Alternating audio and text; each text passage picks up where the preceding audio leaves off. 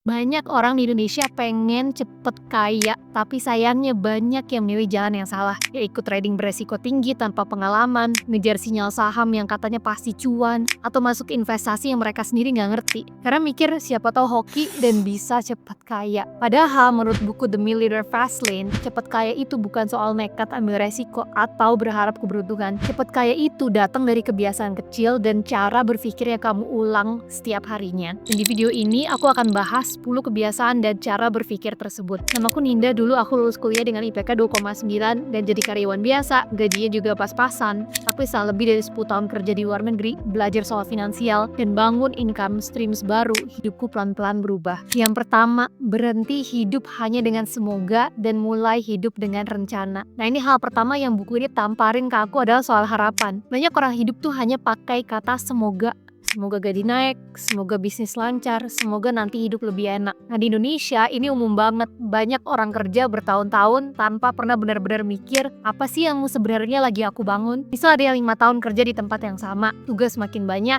tapi gajinya segitu-segitu aja. Karena mereka cuma berharap naik, bukan nyusun langkah buat naik. Nah, mereka nunggu atasan sadar, nunggu keadaan lebih baik, nunggu kesempatan yang datang. Nah, buku ini ngajarin aku buat berhenti hidup hanya pakai semoga dan mulai hidup pakai kendali.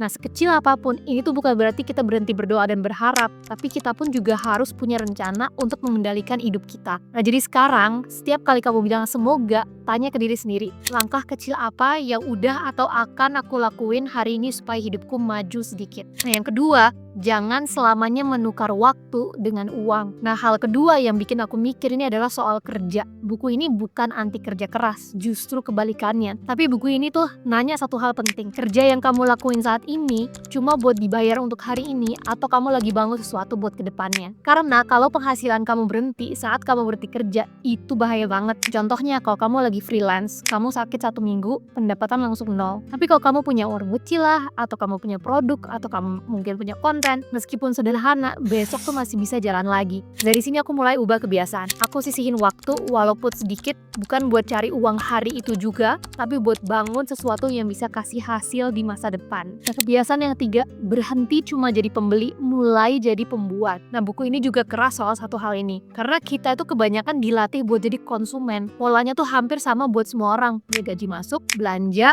habis, ulang lagi. Dan itu kerasa normal karena emang dari kecil kebanyakan dari kita diajarinnya begitu. Kita sekolah, kita kerja, kita terima uang, dan kita akhirnya ngabisin uang. Tapi buku ini bilang orang yang bisa cepat kaya punya cara berpikir yang berbeda. Mereka itu nggak langsung mikir uang ini mau aku pakai buat apa, tapi mereka mikir uang dari waktuku ini bisa aku pakai bikin apa. Bikin sesuatu itu bukan berarti langsung bikin bisnis gede ya, bukan itu maksudnya. Sangat sederhana. Kalau kamu sering masak di rumah, konsumen itu berhenti di dimasak, dimakan, habis itu selesai. Pembuat mikir menu ini bisa nggak aku ulang dan suatu hari dimakan sama orang lain juga. Atau misalkan contoh lain, kalau kamu sering jelasin sesuatu ke orang lain, temen kamu sering nanya, keluarga sering minta tolong dijelasin, itu tuh tanda kamu punya sesuatu. Konsumen berhenti dijelasin yang berulang-ulang, capek, ya udah gitu selesai. Pembuat mikir penjelasan ini bisa nggak aku susun sekali supaya bisa dipakai berkali-kali. Nah, buku ini mau ngajarin satu perubahan kecil tapi penting. Berhenti hidup sebagai orang yang cuma memakai dan habis, dan mulai hidup sebagai orang yang membuat sesuatu sekecil apapun itu. Nah, yang keempat,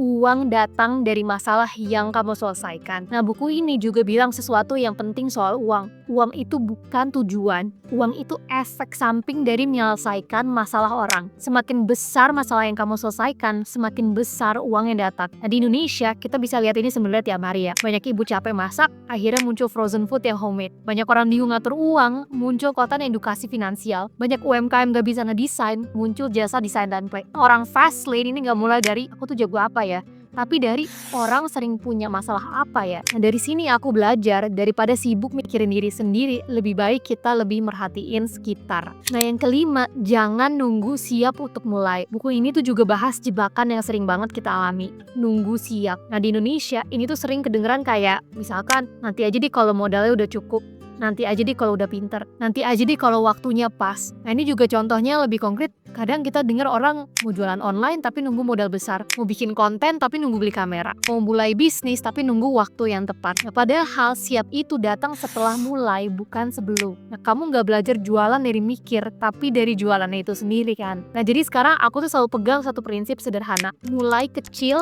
tapi mulai sekarang. Nah yang keenam, sibuk itu beda sama maju. Ada bagian lain yang menurutku paling relate buat orang Indonesia. Sibuk itu beda dengan maju. Nah banyak orang kelihatannya tuh sibuk banget, WA kerja nggak berhenti, meeting online terus, lembur tiap minggu, tapi bertahun-tahun lewat, gajinya segitu, posisinya segitu, hidupnya juga cuma segitu. Buku ini ngajarin aku buat berhenti bangga sama sibuk dan mulai jujur soal progres. Nah sekarang aku biasain tiap minggu nanya, apa sih satu hal nyata yang bikin hidupku lebih maju minggu ini? Nah, kebiasaan yang ketujuh ini adalah pelajari hal yang nggak semua orang mau pelajarin. Kenapa? Karena kebanyakan orang tuh maunya yang cepet, yang gampang, dan yang langsung kelihatan hasilnya. Nah begitu harus mikir lebih, harus belajar pelan-pelan, atau harus konsisten. Banyak yang akhirnya mundur. Nah disitulah bedanya. Contohnya sederhana di sekitar kita. Banyak orang mau jualan, tapi mereka nggak mau belajar cara ngomong ke calon pembeli dengan benar. Banyak orang mau bikin konten, tapi mereka nggak mau belajar kenapa sih orang berhenti nonton di detik pertama. Banyak orang mau kerja keras, tapi nggak mau belajar gimana caranya bikin kerjanya itu lebih kepake. Nah buku ini tuh mau bilang satu hal sederhana. Kalau kamu mau hidup maju lebih cepat, pelajari bagian yang kebanyakan orang malas sentuh. Nah dari sisi kebiasaan, pilih satu hal yang sering kamu hindarin karena terasa ribet atau capek mikir, dan coba pelajari itu sedikit aja, ya minimal misalkan 10 menit sehari. Yang kedelapan, jangan terjebak ingin kelihatan kaya. Nah satu bagian yang menurutku penting banget adalah soal gaya hidup. Banyak orang kelihatannya sukses, tapi tiap bulan deg-degan bayar cicilan. Nah di Indonesia, tekanan sosial itu emang gede. Handphone harus yang paling baru, mobil harus upgrade biar kelihatannya sukses. Nongkrong mahal padahal tabungan tipis. Nah orang fast lane milih kelihatannya biasa,